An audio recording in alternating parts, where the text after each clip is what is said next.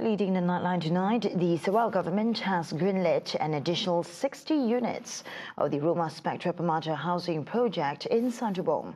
This expansion on a 15-acre site will double the total number of homes in the area to 120 units. Premier Dato' Padhi Tan Sri Abang Johari Tunapeng says the move is part of a broader strategy to transform SANTUBONG into a modern suburban hub. Ini akan berjalan berterusan disebabkan perancangan kita di mana seperti mana saya sebutkan tadi, kita ada jalan baru yang akan siap pada hujung tahun itu di antara Buntal dengan Bako. The units are priced at 160,000 ringgit each, with recipients eligible for government-assisted deposit schemes. The Premier notes that future planning could see up to 1,000 additional homes in the vicinity, supported by major infrastructure upgrades, including a 4-lane carriageway and the new SANTUBONG Bridge. Beyond housing, the master plan includes dedicated lanes for the Autonomous Rapid Transit or ART, an archaeological park, and a new jetty to accommodate international cruise ships. Meanwhile, the Sarawak government has identified JEPAK in Bintulu as the pilot location for a new housing project specifically designed for the M40 group. Abang Johari says the move aims to bridge the gap between affordable B40 housing and high-end private properties. The Premier explains that JEPAK was chosen due to Bintulu's rapid industrial growth, with plans to expand the model to other regions if successful. Saya nak coba dekat dulu ke JEPAK di Bintulu. Lepas tu kita extend ke tempat lain juga. Tidaknya siasi. Jadi a lot of M40 now because salary has been adjusted. Jadi we have to plan for the M40. Saya fikir dengan adanya connectivity jalan kita yang kita bangunkan, maka kita dapat membuka ruang tanah. In a separate development, the Sarawak government has proposed a new revenue sharing formula to the federal government, calling for a 20% return on all revenue collected from the state. Abang Johari says the proposal under Article 112D of the Federal Constitution is aimed at ensuring a more fair and flexible financial distribution.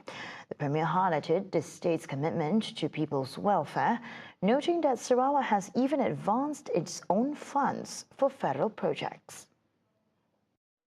Hanya mesti berpandu kepada berapa pendapatan dari negeri Sarawak. Dari teks ini terima. Jadi beri balik dengan Sarawak 20% ke daripada olehnya.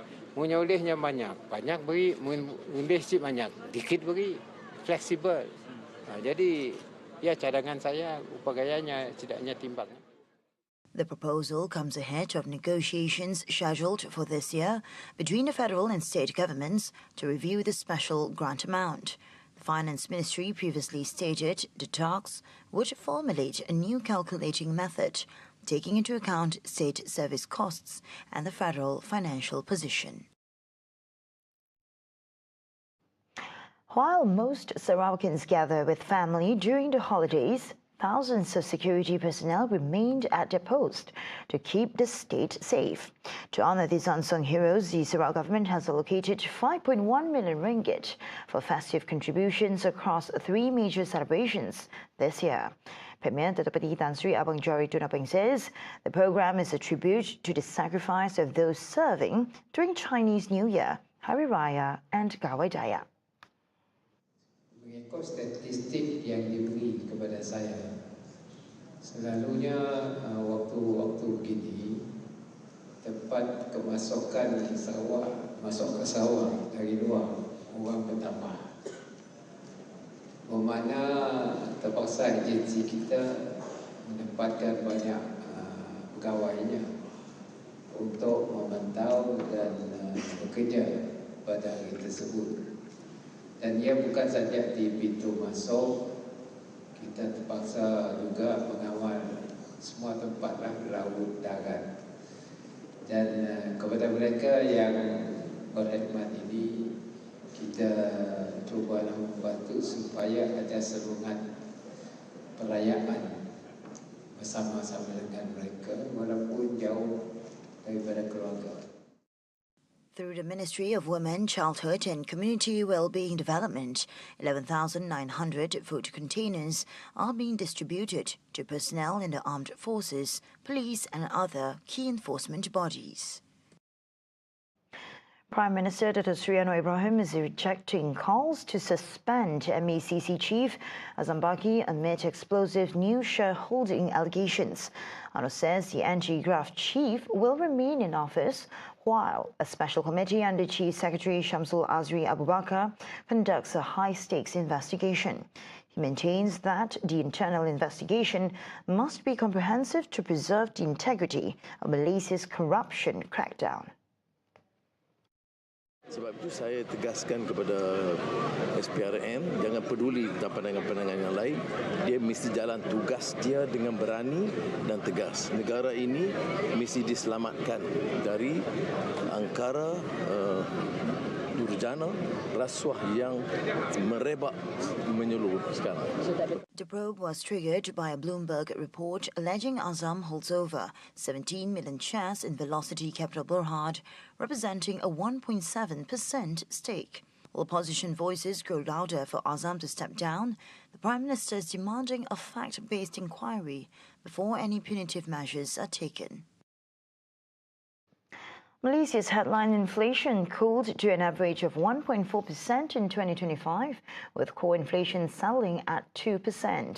Bank Negara Malaysia Governor Abdul Rashid Ghafur says headline figures remained steady at 1.3% in the final quarter of the year, reflecting a stabilizing price environment. Core inflation edged up slightly to 2.3% in the fourth quarter, driven by price increases in luxury items like jewellery and watches, alongside adjustments in mobile communication services.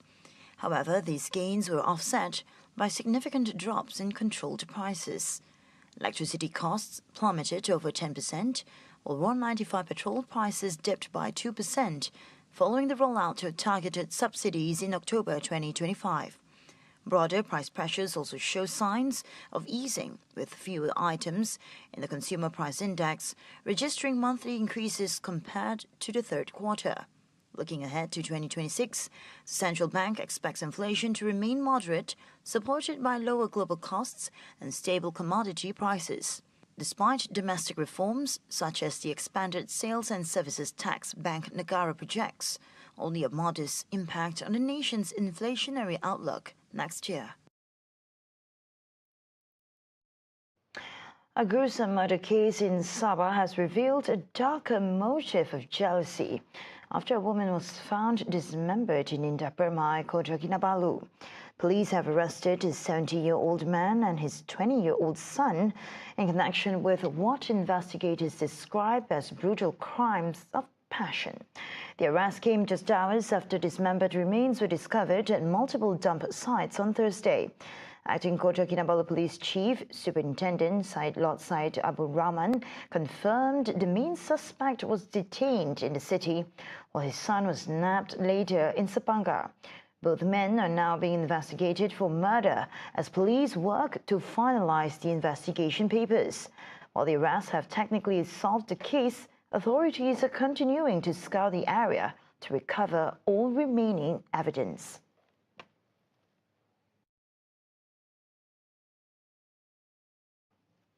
An 18-year-old teenager is dead following a violent altercation at a rented worker hostel in Lundu early this morning. Lundu Police Chief Superintendent Sudirman Kram confirmed the victim was brought to Sarawak General Hospital by co-workers but was pronounced dead on arrival.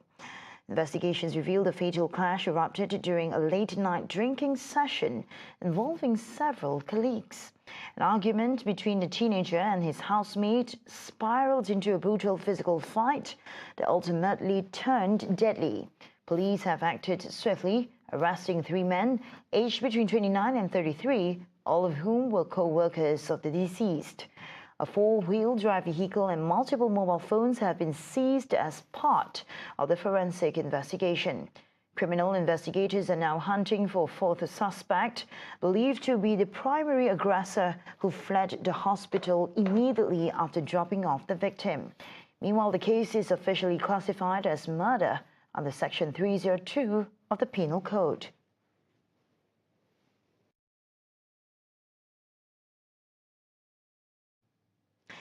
A row of 8 shop lots has collapsed along Jalan Pahlawan in Sungai Merah, sending shockwaves through the Cebu community early this morning. Miraculously, no injuries have been reported following the catastrophic structural failure at 2:46 a.m. Emergency crews from the Sungai Merah Fire and Rescue Station arrived within 6 minutes to secure the debris field. Search and rescue teams combed through the rubble to ensure no one was trapped beneath the twisted metal and concrete. Authorities officially concluded the search at 3:50 a.m. after confirming 0 casualties at the scene. Police and building inspectors are now investigating the cause of the collapse and assessing the total financial loss.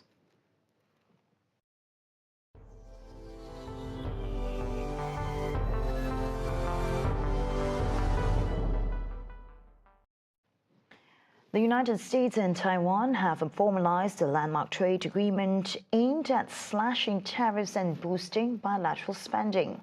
The deal reduces U.S. tariffs on Taiwanese exports from 20% to 15%, while Taipei commits to multi-billion-dollar purchases of American energy and tech products. Taiwanese officials say the pact finally levels the playing field for the island's exporters in the global market. 总计2072项苏美产品豁免对等关税，让苏美平均关税从35.78%降到12.33%，大幅提升台湾产业的国际竞争力。 The agreement specifically targets tariff barriers under Section 232, providing Taiwan with some of the most favorable trade terms granted to any U.S. partner. Taiwanese president emphasized that this reverses a long-standing disadvantage caused by the lack of a formal free trade agreement. 在美国的主要贸易伙伴中，台湾争取到最大幅度的对等关税调降，以及最优惠的232关税，彻底扭转长期以来台湾未和美国签署 FTA 所造成的贸易劣势，也为我们的农业 以及传统产业进军美国市场，带来潜力可观的商机。In exchange, Taipei plans to dramatically increase purchases of U.S. goods through 2029. This includes over $44 billion in natural gas and crude oil, $15 billion in civil aircraft, and $25 billion in power equipment. Get all the updates you need all in one app as TVS Inspire brings you live updates on events, news and programs. Available now on the Apple App Store and Google Play Store. TVS Inspire, world on your screen, whenever, wherever. And those are the updates on TVS Nightline. I'm Shol Chamato. Thank you for watching and have a good night.